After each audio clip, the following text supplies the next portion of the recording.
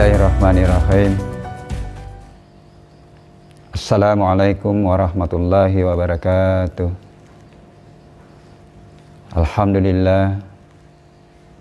Alhamdulillahillazi khalaqal aswaja kullaha mimma tumbitul ar wa min anfusihim wa mimma la ya'lamun. Asyhadu an la ilaha illallah wahdahu la syarikalah wa asyhadu anna Sayyidina Muhammadan abduhu wa rasuluh. Qala Allah Ta'ala fil kitabil karim. Bismillahirrahmanirrahim. Ya ayyuhalladzina amanu la tattabi'u khutuwatis syaitan wa man yattabi' khutuwatis syaitan fa innahu ya'muru bil fahsya'i wal munkar. Walaula fadlullah alaikum warahmatuhu ma zaka minakum min ahadim abadam walakinnallaha yuzakki man yasha'u wallahu sami'un alim. Sadaqallahul azim.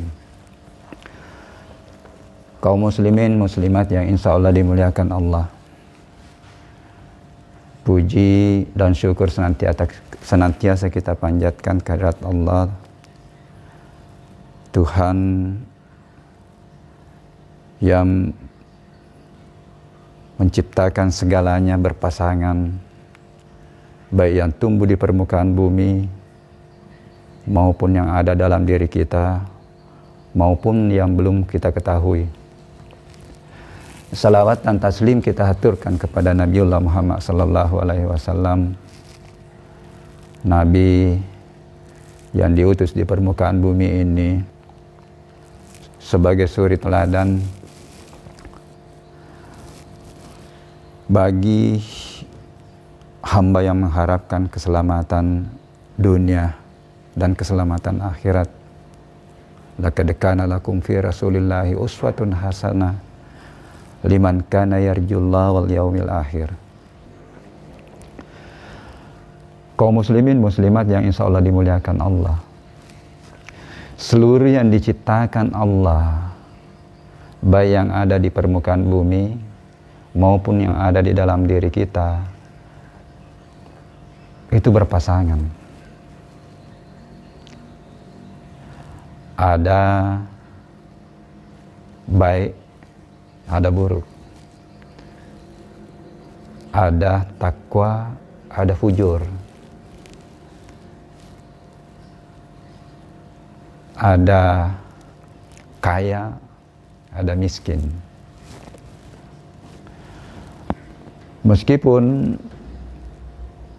fujur dihadirkan oleh Allah di dalam diri kita, itu bukan akan menjadi pilihan di dalam hidup ini, tetapi fujur dihadirkan agar bisa mengukur tingkat ketakwaan bagi kita. Kaum muslimin muslimat yang insya Allah dimuliakan Allah,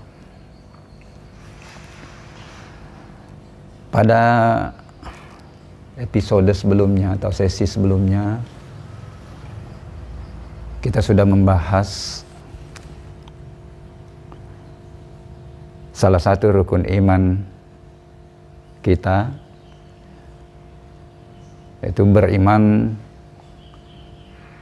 Nah, pada kesempatan ini kita akan coba membahas bahwa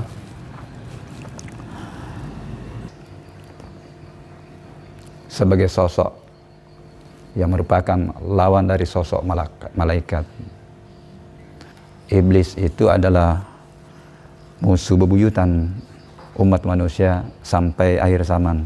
Nah, siapa sebenarnya itu iblis? Di dalam surah Al-Kahfi ayat 50 itu sudah disampaikan bahwa iblis itu adalah minal jinni fafasaka an amri rabbihi, bahwa golongan jin yang mendurhakai perintah Tuhan, itulah iblis sebagai sosok. Nah, di dalam Al-Quran bahwa dia diciptakan dari api. Nah, kalau dia diciptakan dari api, harus kita pahami sifatnya api itu Bagaimana? Yang pertama, api pasti panas. Tetapi dia bisa menyala ketika ada bahan bakarnya. Jadi dia tidak bisa menyala kalau tidak ada bahan bakar, tidak ada minyak tanah, tidak ada gas. Kemudian yang ketiga, dia bisa menyala ketika ada udara, ada oksigen. Dan yang menarik yang keempat adalah api itu takut pada air. Pengaruh iblis terkadang identik dengan kemarahan, emosi yang tinggi. Ya, nah salah satu yang dianjurkan kalau emosi kita tidak bisa kita kendalikan, ya pergi wudhu. Kaum muslimin muslimat yang insya Allah dimuliakan Allah. Yang kedua, apa langkah-langkahnya? Tadi sudah jelas di ayat yang saya bacakan bahwa langkah-langkahnya itu mengajak manusia untuk melaksanakan perbuatan keji dan mungkar. Tetapi sebenarnya kalau kita telusuri beberapa ayat yang terkait dengan setan, ya, bahwa yang pertama sebenarnya yang dilakukan itu sebelum berpengaruh terhadap sikap dan perilaku itu adalah membisikkan ke pikiran-pikiran kita. Jadi rupanya yang pertama yang dimasukkan itu adalah mindset, pengaruh pikiran, kemudian menjadilah perilaku, perilaku menjadi kebiasaan, kebiasaan-kebiasaan itu suatu saat nanti akan dianggap bahwa apa yang dilakukan itu, ya, itu adalah hal yang baik menurut pelakunya. Kaum muslimin muslimat yang insya Allah dimuliakan Allah. Nah bagaimana kita membentengi diri kita dari musuh ini, musuh iblis? Yang pertama adalah patuhi aturan-aturan yang sudah ditetapkan oleh Allah, ikuti perintah Allah dan jauhi larangannya. Jangan sombong atau bersikap tawadu. Itulah salah satu jalan untuk membentengi diri. Kemudian yang kedua adalah selalu berusaha mencari karunia dan rahmat Allah. Ayat yang saya bacakan tadi, ini menarik dari lanjutan ayat itu. Surah An-Nur ayat 21. Kalau bukan karena karunia Allah dan rahmatnya kepadamu, niscaya tidak seorang pun di antara kamu bersih dari perbuatan keji dan mungkar selama-lamanya. Tetapi Allah membersihkan siapa yang Dia kehendaki dan Allah Maha mendengar, Maha mengetahui. Yang berikutnya, berusaha selalu membersihkan jiwa dengan amalan-amalan baik, dengan zikrullah. Pada episode yang lalu saya sudah sampaikan bahwa kehidupan ini sebenarnya adalah zikrullah yang tak terputus. Zikrullah dalam salat, zikrullah di antara salat. Kemudian yang berikutnya, ini bersih, suci lingkungan. Baik lingkungan fisik. Biasa kita dengar bahwa di tempat-tempat kotor, disitulah banyak setan, di situ ada iblis sebagai sosok. Bersih dari suasana, tontonan, bacaan yang bisa mengarahkan pikiran kita, sikap dan perilaku kita ke memunculkan sifat-sifat fujur, dihindari pendengaran, gosip, saling mencela, hoax. Itu semua adalah suasana yang bisa mengantar untuk munculnya sikap-sikap fujur. Kaum muslimin muslimat yang insya Allah dimuliakan Allah.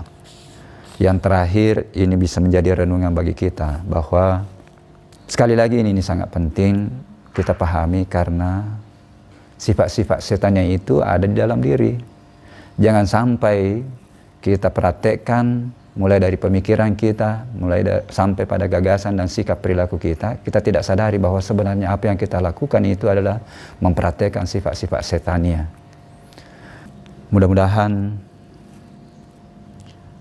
di bulan suci Ramadan ini kita latihan untuk membentengi diri, dan insya Allah panjang umur keluar di bulan suci Ramadan kita lanjutkan bagaimana membentengi diri, kita mempertahankan ketakwaan kita untuk sampai pada akhir perjalanan hidup kita untuk kembali bertanggung jawab, untuk kembali melapor, untuk pindah dimensi, kembali kepadanya.